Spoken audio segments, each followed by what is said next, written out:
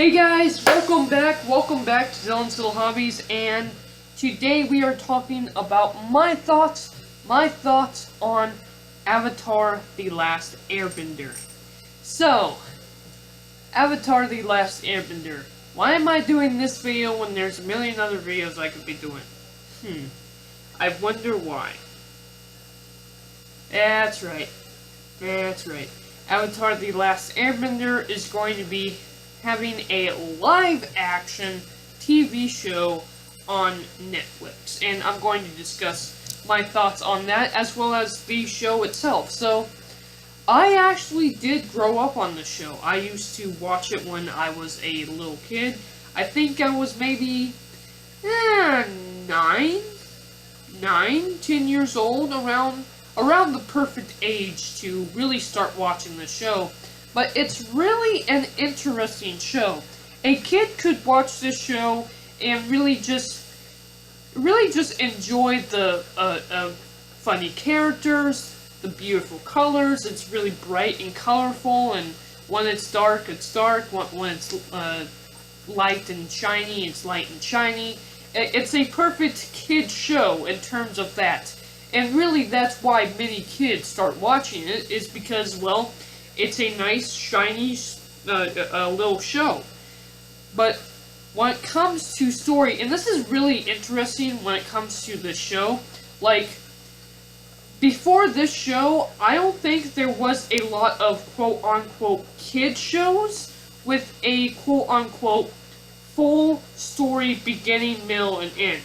Typically, you would have a show like SpongeBob where you can pretty much watch the entire episode and get the whole short story and be done. I've never seen a show other than Avatar: The Last Airbender growing up at the time where I saw a real beginning, middle, and end. Now, when did I actually start watching it? Well, I actually didn't get into it until season 2, which was Book 2 Earth. And Book 2 Earth, the very first episode I saw of it was actually probably the scariest episode. It was the episode with the swamp. The swamp episode. That's actually not the greatest episode to start out with, but that was my first episode. So eventually, though, I did go, of course, back, watched all of Season 1, watched Season 2, and of course saw Season 3. I am a humongous fan of Avatar: The Last Airbender, and what is the story? It's really interesting. Well, when you really look at it, it's a really basic, simple story, but what the creators are able to do with it, and especially as an adult, a child could watch it and enjoy the lights, the colors, and the good versus bad storyline. But an adult can watch it and really start to understand, and I've gone back several times and watched the entire show at least 3 times. And as an adult, you can really watch the show, and really, it's surprising, but it's really, really important that this show has very, very adult themes. I'm not talking about, like, serious adult themes that only adults should watch. I'm talking about certain lessons that many adults don't really learn. You know, many adults kind of forget about the meaning of friendship and trust. And this entire Avatar: The Last Airbender really just has very many moral codes, and it questions honor and all that. Many children's shows won't do that, especially children's shows today won't question honor and what's right from wrong, what you should do. This show even questions whether or not somebody should kill someone for a good or bad reason, and it actually has a very, very interesting answer to that. And the answer to that is, well, I'm not going to spoil it because you have to watch it. you have to watch it. But it is a very interesting answer that they come up with for a very serious question like that. A question that many adults won't have an answer to. This show does. It's funny how this show has done that. Now, what the show is actually about? Well, all you have to do is watch the opening of the show to figure out what the show is about. So, apparently years and years ago, the world was at peace until the Fire Nation attacked, and the only person who could stop that was the Avatar, someone with great power over the four elements. But when the world needed him most, he disappeared. 100 years of war has happened when two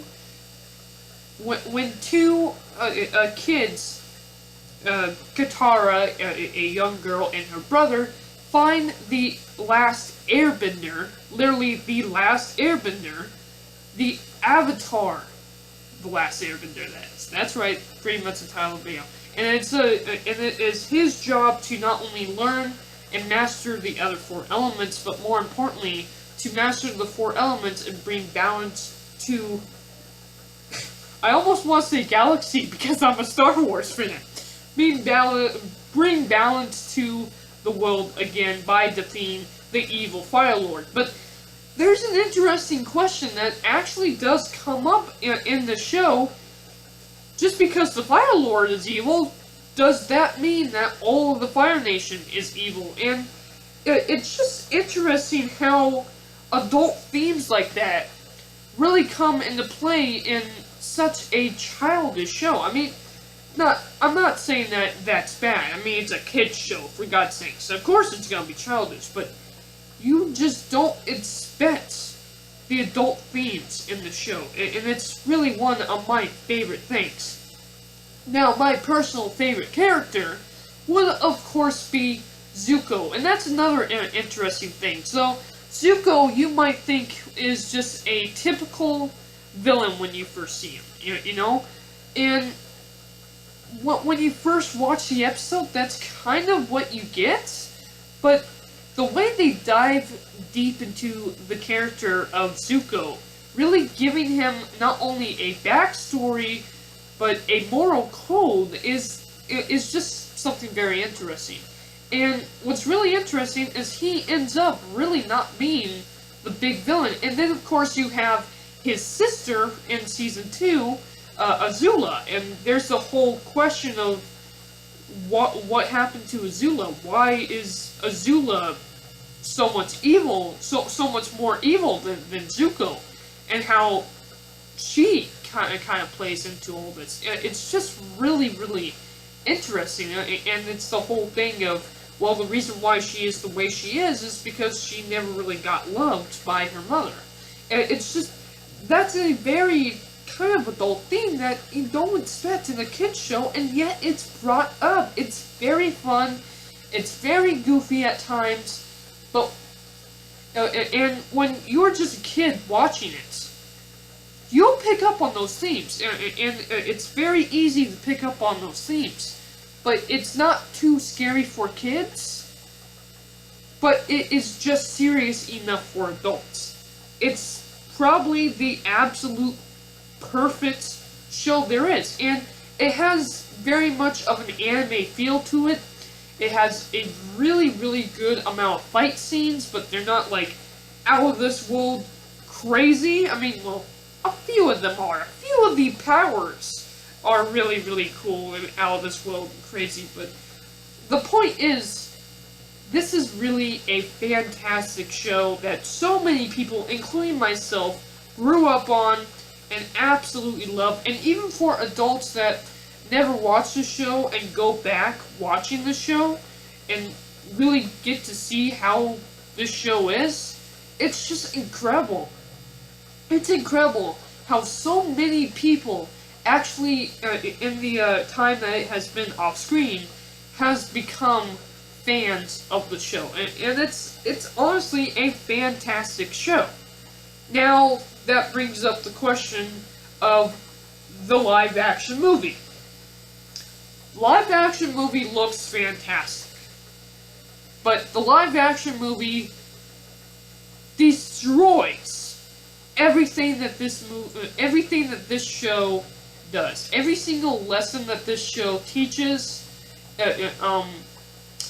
just the story itself, it's all condensed in a way that doesn't really make sense. I mean, if you have no idea what the show was about, and you watch the movie, you'll enjoy yourself. But, honestly, that movie was just a terrible, terrible idea, and it's been shown that Avatar The Last Airbender, and it happens quite a few times, when you have a long-running show condensed into a short movie like that, it's not possible. It's not possible to get the exact same feelings and character development that you get in a movie versus what you get in a show. It's not possible. It's not possible. And that's why that movie really, really fails, and it gets on every single fan's nerves. Now, the fact is, they're doing a live-action show. Look, I thought that the look of Avatar The Last Airbender, the look of the movie, was at least up to par to what I thought was very, very well done. The look was well done, and I'm interested in seeing the look again.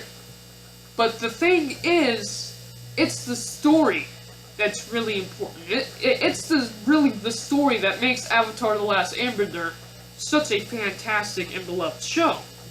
And if they are going to make it a live-action show, well, guess what? They already have a good step in the right direction. Because it is a show and not a movie. In my opinion, I am looking forward to you seeing this show. There are a couple things that I would like done. Like, for instance, the whole thing with Uncle Iroh is one of the best characters in Avatar The Last Airbender. And we don't really have much of his backstory. We know what his backstory is.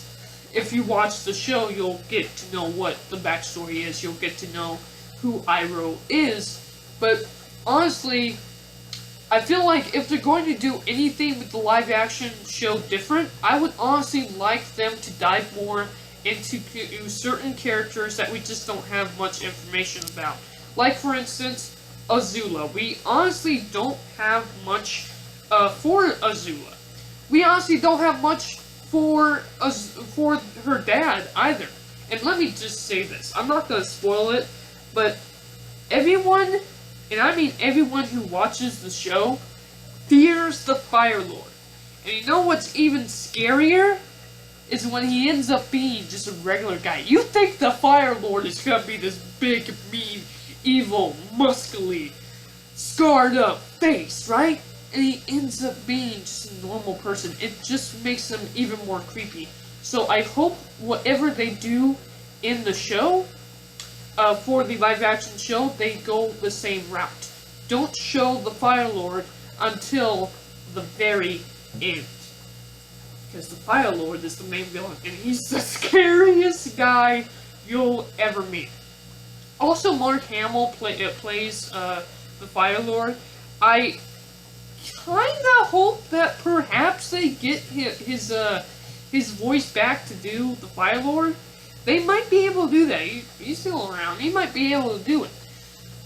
I would absolutely love that, but without further ado, that's my thoughts on the show. I think it is a fantastic show. I could have gone into a lot more of what the story is and what the details are, but that's not the point of this episode. The point of this video is to get you guys interested in Avatar The Last Airbender and to hear my thoughts about it. My thoughts about it is it's a fantastic show, and if you have never seen it, go and watch Avatar The Last Airbender. Now that brings up the question, Korra. Korra, which is the next Avatar. It's a good spin-off, but it doesn't capture the same heart that Avatar The Last Airbender does for me. I do enjoy Korra, I really do, but you guys can pretty much just skip Korra. Watch the original Avatar The Last Airbender, and then watch the the show, the live action show that's coming out on Netflix. I really am excited about it. Thank you guys for watching this video. Let me know down in the comments down below, what are your thoughts about Avatar: The Last Airbender? Did this video get you to at least think about watching Avatar: The Last Airbender, both the show and the live action version that Netflix is going to be doing sometime this year? Let me know down in the comments below. And I'm out. Bye!